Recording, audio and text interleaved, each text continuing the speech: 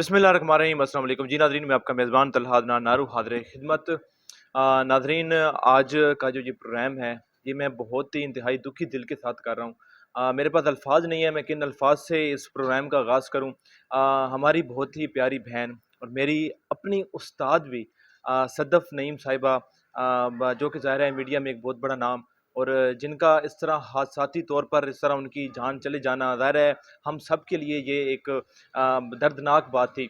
और मेरे साथ इस वक्त इरफान साहब मौजूद हैं, क्योंकि वो चैनल 5 की रिपोर्टर थे, तो ये चैनल 5 के एंकर हैं, तो ये इनका आपस में एक कुलीग के अलावा भी एक बहुत अच्छा एक दोस्ताना और अच्छा कई ऐसे इवेंट्स थे जो इकट्ठे कवर किया करते थे। लॉन्ग मार्च भी ये इकट्ठे ही कवर कर रहे थे। जब लिबर्टी से ये शुरू हुआ तो ये दोनों इकट्ठे ही वहाँ पर कवर कर रहे थे, लेकिन सदफ साहिबा की वहाँ पे ड्यूटी लगी, वो साथ चली गई हैं क्योंकि ये न्यूज़ एंकर हैं, तो ये चैनल पे बैठ कर ही प्रोग्राम कर रहे थे। तो बाकी जो कहानी है इस के बारे में, इसके हवाले से इसका ड्रॉप सिंह जानते हैं कि असल हकीकत क्या है। कुछ लोग इसको कर रहे हैं, कनेक्शन दे रहे हैं पीटीआई के साथ कि पीटीआई के गार्ड्स की गलती थी, तो कुछ लोग ये कह रहे हैं उनका पाँव फिसला था। और इसके अलावा अब ये भी कहा जा रहा है जो इमदाद मिल रही है उनकी फैमिली को, कुछ कह रहे हैं कि वो मिल रही है, कुछ कह रहे हैं झूठ है। इस पे भी बात करेंगे और बाकी सदफ़ की ज़िंदगी के हवाले से भी बात करेंगे। अस्सलाम वालेकुम। वालेकुम अस्सलाम। सर, मैं जानता हूँ इस वक़्त ज़ाहिर है जो मीडिया पर्सन होते हैं वो अपने फैमिली से ज़्यादा अपने कुलीग्स के साथ ज़्यादा वक़्त गुज़ारते हैं। तो वो उनके कुलीग्स ही उनकी पहली फैमिली होती है, उनकी जो असल फैमिली उनकी दूसरी फैमिली होती है। तो ज़ाहिर है मैं जानता हूँ इस वक़्त जो आपके दिल पे गुज़र रही है। थोड़ा-सा उसके बारे में बताएँ। ज़ाहिर है हम सब जानते हैं वो person as a media person बहुत अच्छा काम करती थी, बहुत अच्छी इंसान थी। एज़ अ वो पर्सन वो कैसी थी? देखिए, मैं अपनी फ़ैमिली से कोई 1000 किलोमीटर दूर इस वक़्त रह रहा हूँ, ठीक?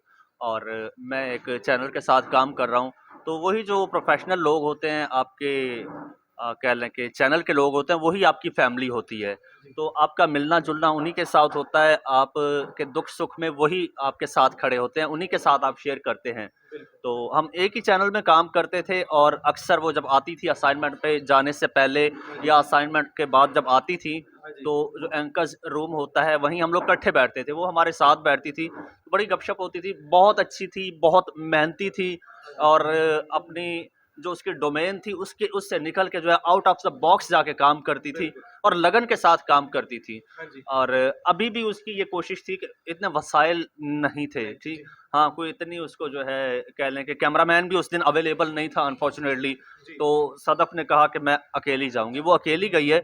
एक दिन पहले इमरान खान साहब के व्यूज़ वो रिकॉर्ड करके आई है, तो बहुत खुश थी, ठीक? तो उसकी कोशिश ये थी और वो ये कह रही थी कि भई मैं मार्च तक जो है जहाँ तक मार्च जाएगा मैं साथ जाऊँगी। हाँ जी। 6 दिन 7 दिन का जो मार्च है मैं साथ रहूँगी, डेली बेसिस पे मैं खान साहब के व्यूज़ लूँगी। अच्छा। डेली बेसिस पे रात कैसे गुज़री, अगले दिन, अगले शहर में, अगले पड़ाव पे लोगों का क्या रिस्पॉन्स है, वो खान साहब से मैं डायरेक्ट व्यूज़ लूँगी। हाँ जी। एक दिन पहले उन्होंने ले लिए थे व्यूज़, ऑन एयर भी हो गए थे। उससे एक दिन पहले हम लोग मौजूद थे, साथ थे, मैं भी वहीं था, शादरा तक मैं भी गया, तो मैं उससे ये कह रहा था, मैंने कहा, "यार, इतनी आप सेंटी हो जाती हो, जी। ठीक है? तो आप कुछ लिमिट में रह के कुछ एहतियात किया करो, इस तरह आप तो बड़ी इमोशनल ही हो जाती हो।" हाँ जी। तो कहती नहीं मैं साथ ही जाऊँगा। जी, मैं कह रहा था यार अकेली आप साथ जा रही हैं, ठीक? तो अपने चैनल की गाड़ी नहीं मिली, वो किसी और चैनल की गाड़ी में बैठ के निकल गई ना। अच्छा। हाँ, हाँ जी। तो ये सीन हुआ है फिर वहाँ पे ये हादसा पेश आ गया। अच्छा, अफ़सोस के साथ मुझे कहना पड़ा है कि जब भी किसी सहाफ़ी की को हादसाती तौर पे मौत होती है या किसी भी किस्म की, तो उस पे सियासत की जाती है अफ़सोस की जगह। तो इसमें भी कुछ लोग ये कहा जा रहा है कि इसके अंदर तहरीक-ए-इंसाफ़ के जो खान साहब के जो ख़ास तौर पे गार्ड थे, उनकी गलती थी, उन्होंने कोई धक्का दिया। कुछ कह रहे हैं पाँव फिसला। तो आपकी क्योंकि वो कलीग भी थी और भी आपके ज़ाहिर है जानने वाले वहाँ पर आस-पास थे, तो क्या असल वाक़या क्या था?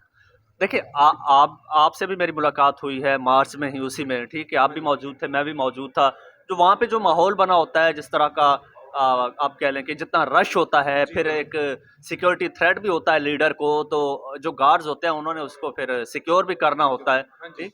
तो इस तरह पॉसिबल नहीं होता हर किसी का जाना और रिपोर्टर्स कोशिश करते हैं कि यार मैं लीडर के या दूसरी सीनियर लीडरशिप है उसके व्यूज़ लूँ, ठीक? हाँ जी। तो ऐसे में जो है ना रिपोर्टर्स जो साफ़ी हज़रात हैं, वो अपनी जान की परवाह भी नहीं करते, जान पे भी खेल जाते हैं। तो इसी तरह से हुआ है, इसमें कोई किसी को हम कसूरवार नहीं ठहरा सकते कि गार्ड ने धक्का दिया या फिर उसका पाँव फिसला। अभी तक हकीकत तो सामने नहीं आ सकी, लेकिन अगर गार्ड ने भी धक्का दिया है तो वो ज़ाहिर है वो सिक्योरिटी पे मामूर थे, ठीक? उन्होंने वो हाँ, खान साहब को प्रोटेक्ट करना था। तो बस कह लें कि इज़राइल उसको उठा के ले गया है। अब हम किस पे वो क्या कहते हैं कि हम इल्ज़ाम दें? तो ये जो सियासत कर रहे हैं ये बहुत एक अनफॉर्चुनेटली बात है, दुःख की बात है। दुःख होता है, सियासी जमातें हमेशा से लाशों पे सियासत करती हैं, लेकिन कम से कम सहाफ़ी की लाश पे तो सियासत ना करें। लेकिन वहाँ पे ये थोड़ी-सी खुशाइंद बात है कि यार उसकी थोड़ी-सी चलो इन्हीं की सियासत की वजह से ही थोड़ी-सी मालकी तो हुई है उसकी। अच्छा, आप खुद भी चैनल 5 के एंकर हैं, तो ज़ाहिर है एक इदारे के खिलाफ आप बात कर तो नहीं सकेंगे, लेकिन कुछ बातें ये भी कहीं कहीं जा रही हैं कि तकरीबन कुछ कह रहे हैं कि उनको 3 माह की पे भी नहीं मिली थी, कुछ कह रहे हैं 5 माह की पे नहीं मिली थी, उसके बावजूद भी उनके अंदर इतना पैशन था कि वो वहाँ पर जलसा कवर कर रही थी, और कुछ लोगों ने ये भी कहा है कि चैनल मालिकान ने अफ़सोस तक नहीं किया। क्या इसमें कुछ सदाकत है? अच्छा, बात ये नहीं है कि मैं उस चैनल पे काम कर रहा हूँ तो चैनल के खिलाफ नहीं बोलूँगा।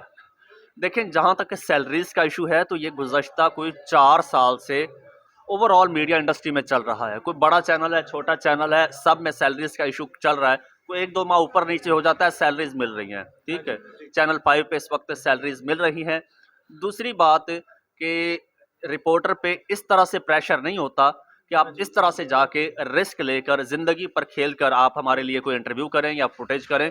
ये साथियों का अपना जुनून होता है, पैशन होता है, वो पैशन खींच कर ले जाता है। अदरवाइज़ आप कहीं पे दूर खड़े होके फुटेज ले सकते हैं, बल्कि आजकल तो आपके आर्काइव्स में फुटेजेस आ रही होती हैं, वहाँ पे पड़ी होती है, तो इतना कोई प्रेशर नहीं होता। तो सदफ पे भी चैनल की तरफ पे से कोई प्रेशर नहीं था। तीसरी बात, मैं उसका कोलीग हूँ, मैं खुद उसके जनाज़े में मौजूद था, उसके घर गया हूँ, और हमारे जो सीईओ हैं चैनल के इम्तिनान शाहिद साहब, वो वहाँ पर उसके घर मौजूद थे, फैमिली के साथ मौजूद थे, जनाज़े में मौजूद थे। लोग प्रोपेगेंडा कर रहे हैं, बगैर देखे, बगैर सोचे, बगैर जाने, विदाउट एनी इन्फॉर्मेशन लोग कह रहे हैं कि कोई अफ़सोस के लिए नहीं गया। चैनल का मालिक खुद वहाँ पे गया है, उसने जनाज़े में शिरकत की है, और उन्होंने सदफ नईम के बच्चों की कफ़ालत का भी ऐलान किया है। अच्छा। जी। अच्छा, आप उनकी फैमिली के भी बहुत करीब थे, तो क्या उनकी फैमिली तरफ से कोई आपको बात सुनने में आ रही है कि कोई उनको प्रेशराइज़ कर रहा है? क्या कर रहा है कि तहरीक इंसाफ के खिलाफ एफआईआर दर्ज करवाई जाए, या किसी किस्म का कुछ एक्शन नहीं? देखें, एक फुटेज सर्कुलेट कर रही है जिसमें दस्तखत करवा रहे हैं मियां असलम इकबाल साहब नईम भाई से, ठीक? हाँ, नईम भाई से दस्तखत करा रहे हैं। तो होता क्या है कि उन्होंने मौके पे दस्तखत करवाए, वो इसलिए करवाए कि उनसे जब बात हुई उन्होंने कहा मैं किसी किस्म की कार्रवाई नहीं करना चाहता, नईम भाई ने कहा। तो देन उन्होंने वो इसलिए करवा लिया एहतियातन, हाँ जी। सियासत है ना, जी, ठीक है? सियासी जमात है, मुखालिफ भी सियासतदान है, हाँ तो जी। हाँ, तो वो अपने सियासी मकसद के लिए कल को यूज़ कर सकते हैं, तो एहतियातन उन्होंने ये चीज़ की है, बाकी कोई प्रेशर नहीं है। आप नईम भाई से मिल सकते हैं, उनसे भी पूछ सकते हैं। अच्छा, आप भी क्योंकि हमारे सहाफ़ी भाई हैं, तो इस तरह की मार्चेज़, जिस तरह के इवेंट्स होते रहते हैं, उस तरह के वाक़यात अक्सर सुनने को भी मिलते हैं और देखने को भी मिलते हैं। तो आप क्या समझते हैं, इदारे को किस तरह अपने सहाफ़ी बरादरान को, अपने एम्प्लॉइज़ को प्रोटेक्ट करना चाहिए कि आगे जाकर ऐसा कोई वाक़या ना हो? देखिए, पाकिस्तान में अनफॉर्चुनेटली जो सहाफ़त है वो गैर महफूज़ है, और पाकिस्तान सहाफ़त के लिहाज से दुनिया के ख़तरनाक तरीन और गैर महफूज़ तरीन मुल्कों की लिस्ट में कुछ चौथे-5वें नंबर पर आता है, ठीक? जब हमने यूनिवर्सिटी में पढ़ने गए, सहाफ़त पढ़ने गए, तो वहाँ पे एक पूरा एक चार्ट लगा हुआ था जिसमें शहीद सहाफ़ियों की लिस्ट थी। हमें दिखाया गया कि ये वो सहाफ़ी हैं जो कि दौरान कवरेज इसी तरह सहाफ़ती ज़िम्मेदारियाँ अदा करते हुए शहीद हुए हैं। तो आप भी अगर कह लें कि जान हथेली पर रख के आना चाहते हैं तो आप आएँ, अदरवाइज़ रिस्क है, ठीक? तो ये रिस्क होता है, आने से पहले आपको पता होता है कि मेरी ज़िंदगी दाँव पे होगी, और या तो आपको माफ़िया की तरफ से थ्रेट होगा, या सियासतदानों की तरफ से होगा, या आपको एनफोर्समेंट एजेंसीज़ की तरफ से होगा, ठीक? कहीं न कहीं से आप हर तरह से गैर महफूज़ हैं। तो जो चैनल्स होते हैं, जो इदारे होते हैं, वो अपने वसाइल के तहत कोशिश करते हैं कि अपने साथियों को, रिपोर्टर्स को, एंकर्स को अच्छे से अच्छा अकोमोडेट करें। बिल्कुल, बिल्कुल। तो ऐसे वाक़यात तो हो जाते हैं। हाँ जी, और और ये वाहिद शोबा है शायद जिसकी तकरीबन हर महकमे के साथ किसी न किसी वजह से पंगा रहता है, और ये सिर्फ जो मीडिया की ज़िंदगी है सिर्फ स्क्रीन पर देखने में रंगीन लगती है। जब इंसान इसके अंदर उतरता है तो उसको पता चलता है कि पेचीदगियों का, मुश्किलात का, और क्या क्या उनको अपनी जानी और क्या क्या उनको फैमिली थ्रेट्स होते हैं। तो बाकी मेरी दुआ है सदफ़ के लिए भी, उनकी फैमिली के लिए भी, अल्लाह पाक उनको सब्र दे, और तमाम सहाफ़ी हज़रात के लिए अल्लाह पाक सबको अपनी पनाह में रखे। और इसी के साथ ही अपने मेज़बान मोहम्मद अल अदनान को दीजिए इजाज़त। अल्लाह ने के बाद।